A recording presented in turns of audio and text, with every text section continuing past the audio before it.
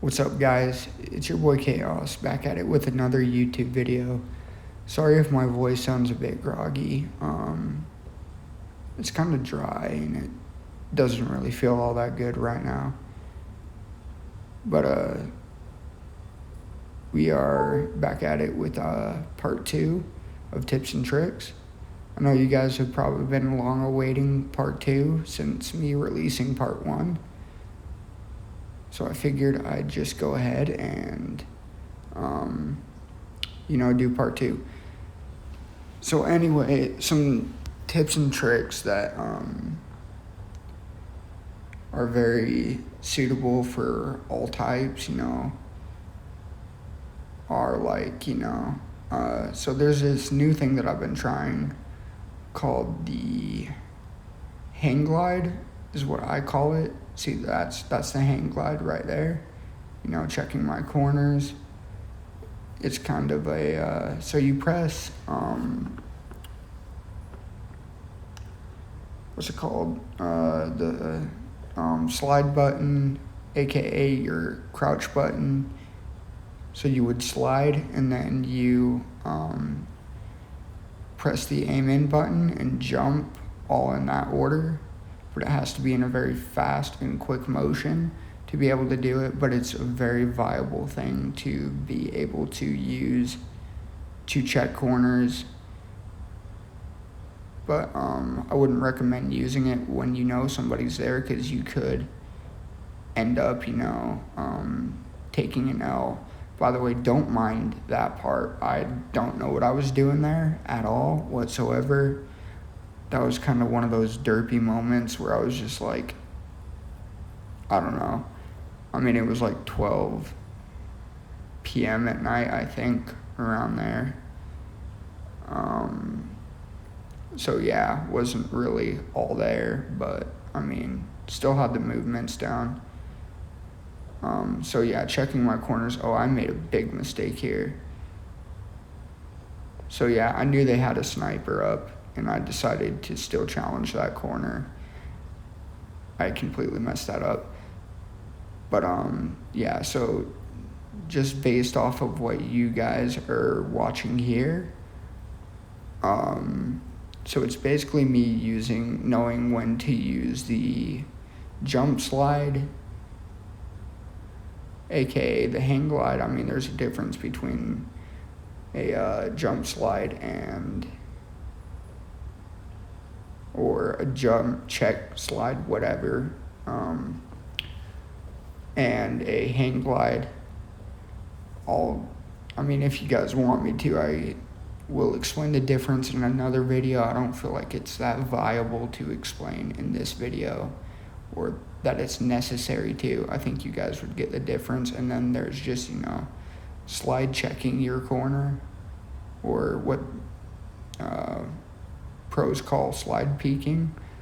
And also, as you can see, I'm always pre-nading when I'm in back alley, because that's a very common place for people to be. So where you usually would see people is where you want to be pre-nading and kind of just cooking your nade. So cooking your nade is just kind of letting the timer run down and then throwing it at a certain time, so that way when you throw it, it hits perfectly right on target. Drop shotting, as you can see there, is a very viable source and option. It's very effective because actually not a whole lot of people use it. So it's kind of one of those unique things where people don't really expect it. I mean, pros use it, people use it in general, but I haven't seen a whole lot of people use it. Yeah, always knowing, checking your corners, doing all that, whatnot. Pre-aiming, just like I'm doing there, and have been doing in the back alleyway, and also staying on your head glitches and your peak points. which we covered in the last video, which you see in this video, are very, very viable, and also bouncing your peak points and your head glitches.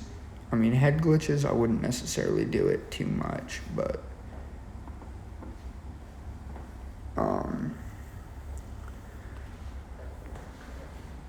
yeah. Sorry if I'm kind of a little out of it. I've actually had to record this quite a couple of times just because for some reason my audio isn't working for the kind of pre-recording. So this was pre-recorded, and now I'm basically just showing you gameplay and showing how I play. So that's basically what this is right here.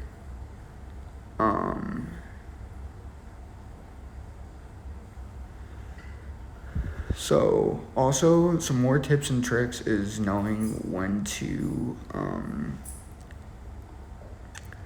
be on head glitches and when not to. So when not to be on a head glitch versus when to be on a head glitch. So when to be on a head glitch is when you are looking for something, like right here. I'm just waiting because I think there's going to be somebody there, but there's not right there. But normally people would come out from there. So where you expect a person to be is when you want to be on a head glitch. When you don't want to be on a head glitch is when you're like, obviously when you're out in the open and you have really no source of protection because there's no need to pre-aim around, like something, say like that road. Why would you pre-aim that? That's a bad idea. Always be behind cover when you're pre-aiming and peeking and whatnot. That way you have a source of cover to duck into. Also, do not be on a head glitch or peek for too long.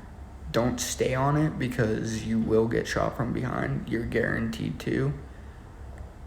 There's a percentage that you might, but out of all the times that you do not want to be on a head glitch.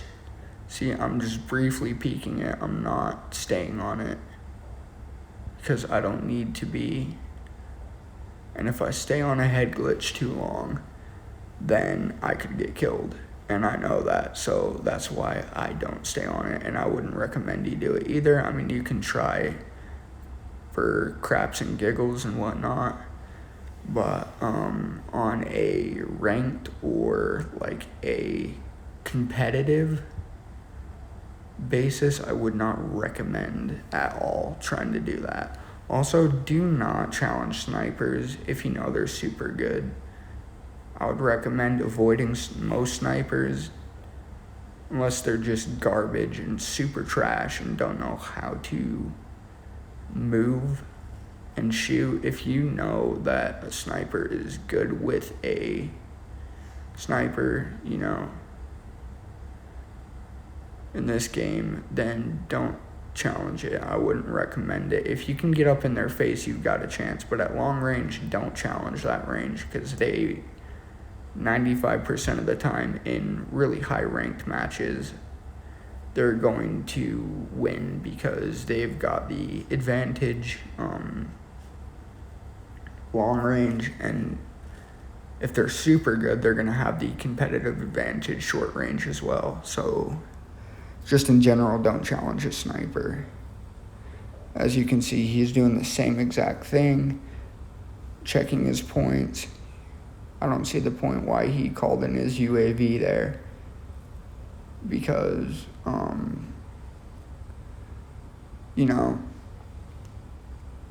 he literally saw him. I don't know why he didn't just take the shot instead of duck behind there, but that's besides the point. Also, knowing what guns go with your style is something that you need to really consider as a player and as a person, because the type of gun that you choose will affect your playing style.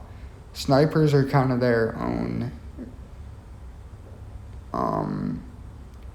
type of playing style. So if you're playing ARs, SMGs, LMGs, which I would not recommend playing with an LMG. I don't care what you do in Gunsmith, it's still not going to be a viable option because people will make something a lot quicker than your LMG. Also knowing when to play. Oh, I missed a part. So also, so the guns that I would recommend for short to long range are going to be like your Cordite, the QQ9, HG40.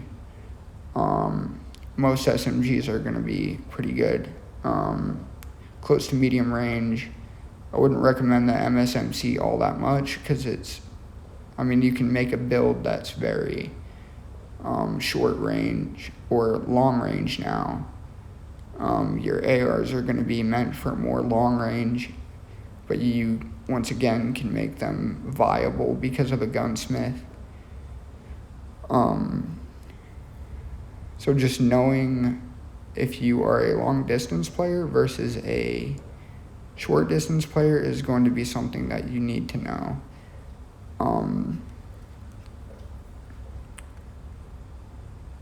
I forgot what else I was going to say. Also knowing where your last person died at is going to, like your teammate died at, is going to be a key point in this game. So always be checking those little X out marks. Yeah, so that's going to be pretty much all it for the video. Just use all those tips and tricks. If you guys want me to do any more. Tell me pretty lies, look me in the face, tell me that you love me, even if it's